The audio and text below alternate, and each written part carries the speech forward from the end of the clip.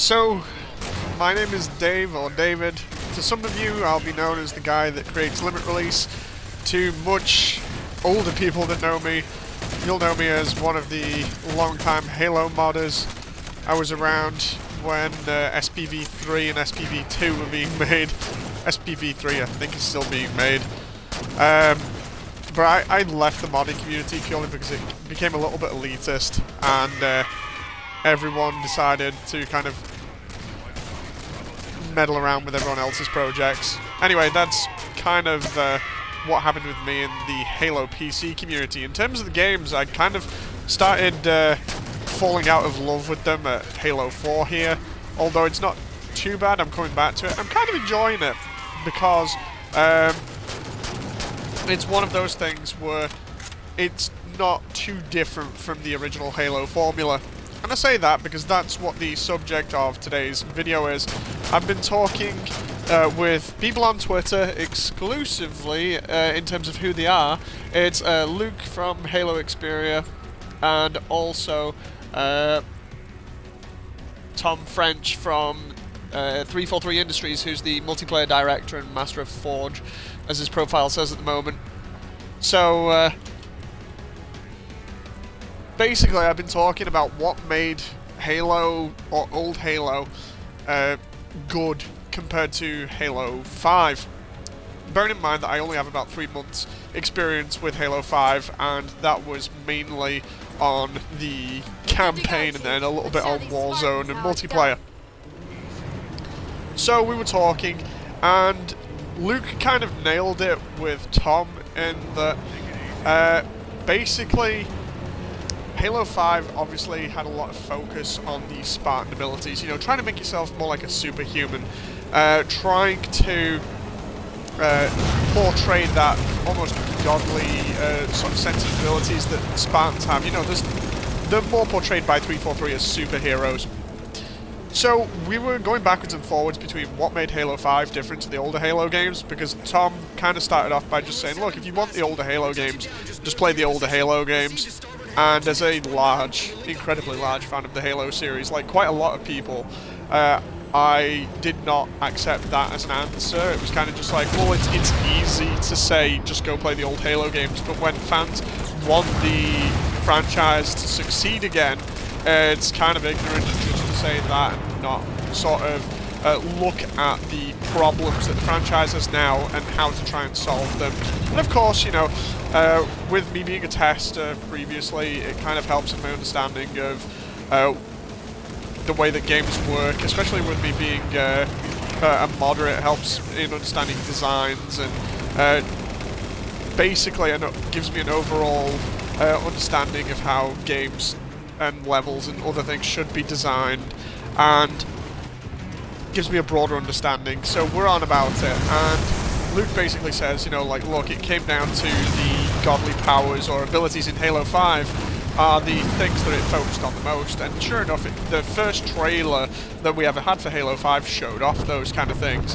Whereas the older titles, I argued that they were more focused on map control, weapon spawns, and the ability to control all of the key points of the maps based on those elements. So basically the older games are more focused on map design, where the weapons are placed, the actual design of the maps themselves, verticality, room to move, choke points, things like that, and where the power-ups are, where the weapon spawns, and how the players interact with all of those things. Like, for instance, people have been saying, look, Halo 5 on high-level gameplay, like the highest-level gameplay on competitive, is amazing to see, and I won't deny that. You know, it's fantastic to see people boosting around, but at the same time, people have just as much fun on, say, the Master Chief Collection now, pushing points, say, like the middle point with the invisibility on the pit, or trying to control the rocket launcher while somebody with a sniper rifle is covering them, or, say, on Valhalla, trying to run for the Spartan laser straight away so that you've got the advantage when it comes to long range.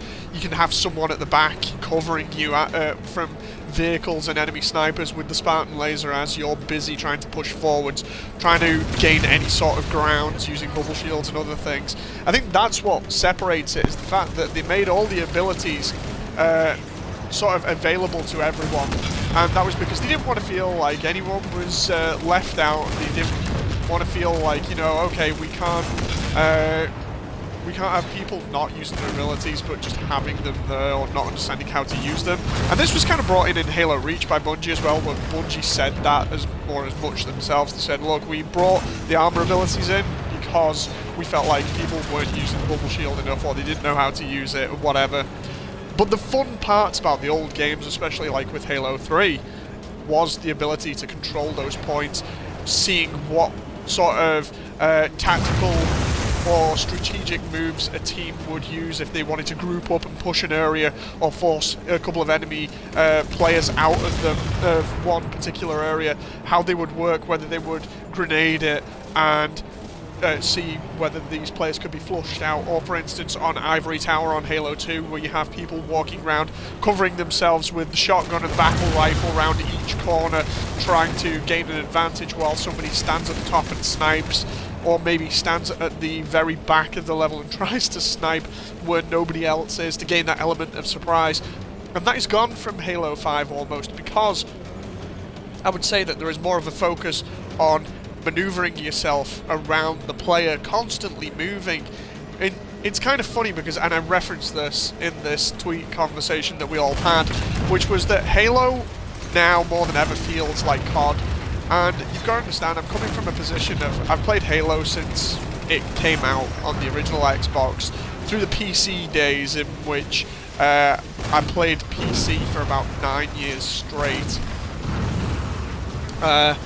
And also played all the other games. Commander, I just loved the fact that Halo was different to COD, because you could easily tell, like, okay, COD has sprint, COD has the ability to lie down, things like that. This is around about, I think it was COD 2 that I used to play on multiplayer, and I enjoyed that because it was different, but I also appreciated the fact that Halo was different in the way that it wasn't anything like that. It was more slow. You had to focus more, if you were playing a team game, you had to focus more on what your team was doing as well, rather than, say, like, for instance, what COD ended up evolving into a little bit, which was dolphin diving all over the place, trying to land headshots and throwing knives halfway across the map. You couldn't do that in Halo, and that's what made it different. But with the introduction of the crazy maneuvering system, and I think it was one of the Black Ops games, I think it was Black Ops 2 or Black Ops 3, where everything started going futuristic. That was, ironically enough, at this almost same time, or at least for me it seemed to be, almost the same time as Halo 5 was released, which kind of made them seem awfully similar. I mean, it didn't help that COD's kind of stayed the same up until recently, where it seems to be going back to its roots a little bit. Doing World War II, it seems like COD is going back to its roots in what it thought was good, or what, you know, going back to what made it good or memorable in the first place, apart from, say, Modern Warfare 2. And Halo is just staying the same, and I really want Halo to evolve. You know, I want Halo to have more control-based maps, or at least more thought put into control. I want them to have weapon spawns actually on the maps again, so that we don't have to play for, you know, we don't have to play with loadouts, or we don't have to play where things are dropping out the sky. You know, that felt too much like COD to me. And I know not many people reference this in this day and age because Halo has kind of adopted it and ran with it. But at least that's where I feel Halo has lost its identity, with the lack of control in the maps and the way that it's kind of adopted the popular things from COD and just ran with them. You know, because it's one of those things, I understand that games have to evolve, which is why I'm not saying get rid of everything that Halo 5 did that made it good. You know, there is a lot of good things that come out of the enhanced mobility system, but everything has to balance itself. I mean, on the other hand, I could just say, like, look, take everything out, and the argument for that would be that the older games were more simplistic, and by being more simplistic, I think they attracted a wider audience. You know, you had a lot more people willing to try Halo because oh crap, can't just rush in there. You had more people, I would say, willing to try Halo because it was still simple, because it felt familiar. People like something that feels familiar to them. It's no, you know, it's no surprise that when people pick up a game and it feels the same as another one, they're instantly like, oh, okay, I can try and get good at this.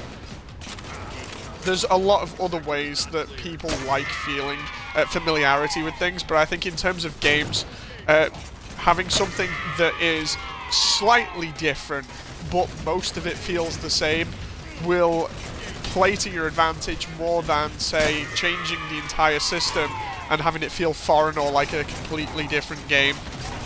That's what I think happened with Halo 5.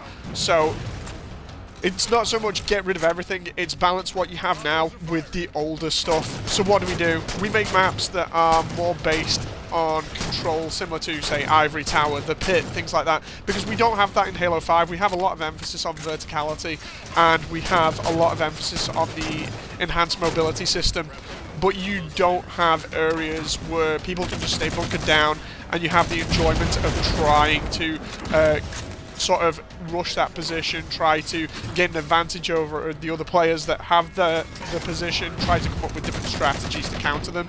Instead, you just have rush in, ground pound, Spartan charge, all potentially as a team, and try and outmaneuver the other team. So I think going forward, it would be really good to kind of adapt these things, or at least learn from what the old games did well in that sense, because it kind of speaks for the player base when you have so many people that played Halo 3, and this was talked about by Fave, where he was on about it, saying, well, Halo 3 had plenty of competition, you know, it went up against COD 4 and things like that, and it stayed top of the most played list for 3 years. And I attribute that not to the fact that it was Halo, or well, not to any single fact, you know, it was Halo, but I wouldn't contribute it to the fact that it had no competition. It definitely had competition. But the difference between Halo and COD has always been that COD had the enhanced mobility and Halo didn't. But Halo was more about the maps, the way the weapons were placed, the way the vehicles were placed, the way the power-ups were distributed and where they were distributed, and how you could use those to your advantage, how you could take those points and hold them for a period of time and see whether an enemy would rush those points to try and take them back. If they did, you know, good on them, and then you'd have to fight for that area again. And it was always this kind of backwards and forwards chess game in which you were constantly trying to outdo the other one. Not the other team, not in a sense of maneuverability, but in tactics, in gameplay, relying on your teammates and being able to succeed as a team. That was what made Halo good in terms of team-based multiplayer. The thing is, the game was good for Lone Wolf as well, because they more or less stuck with that entire aspect for all of the multiplayer. You know, you could do Lone Wolf, and the weapon spawns were still in certain areas that you would have to try and push all the time. Like if someone had, say, a rocket launcher, you would constantly be trying to hang around that area to avoid them camping the rockets, just picking them up over and over and over again and kicking your ass. It was things like that that made Halo fun. At the same time, you do not want it to be all about that, especially with the new move system. You know, you want to be able to have the freedom to move around all over the place and be fast on your toes, but at the same time, that based mixed with the other gameplay elements from the older games, the choke points, the areas that you have to contest for, I think that would be a fantastic mix, purely because imagine, say, for instance, you have a choke point in which the enemy team has, say, either a Mantis spawn or they have a rocket launcher spawn, and it's a wide open area with multiple ways to enter the area, but they have most of them covered, and you run into this choke point with, say, Spartan abilities and different weapons, and they kick your ass the first time. Well, then what do you do differently the next time? What you do differently is you find out what you did wrong, were the camping, and you try and get different weapons and you try and use those to your advantage to push that point. Once you've pushed them off there, they might be pushing other areas of the map to gain different spawns, but that's what Halo lost. At its core, for me at least, that's what Halo lost, was the control element in which you are constantly playing a game of chess, strategically trying to plot out what the enemy will and won't have in terms of an advantage over you. Anyway, I hope you've enjoyed this video. If you liked it, be sure to leave a like and a comment down below. If you didn't like it, say why. You know, let's have full conversation here going on. If I'm wrong, if you think I'm wrong, tell me why I'm wrong. Everyone's, you know, got their own opinion, and I would love to hear this, because we're at a point with the Halo community where everyone's kind of like, oh, we don't know what Halo's missing, or suggesting plenty of things, and I actually feel like we're getting to the point where the developers are listening. They're listening because, like, for instance, I honestly think that they're listening because they know if they mess it up, they'll really suffer in terms of losses. You know, because there are a lot of fans that have dropped out recently, and that is not good. And I don't want to see Halo fail as a franchise. I really want to see it thrive, but it's all the mistakes that have been made recently that have soured the older player fan base, and by just kind of not listening, or rather being slightly ignorant and just saying, oh, go play the old games if you like them, when you're not really addressing the situation. That's what I feel has kind of killed everything. So, I'll see you guys next time.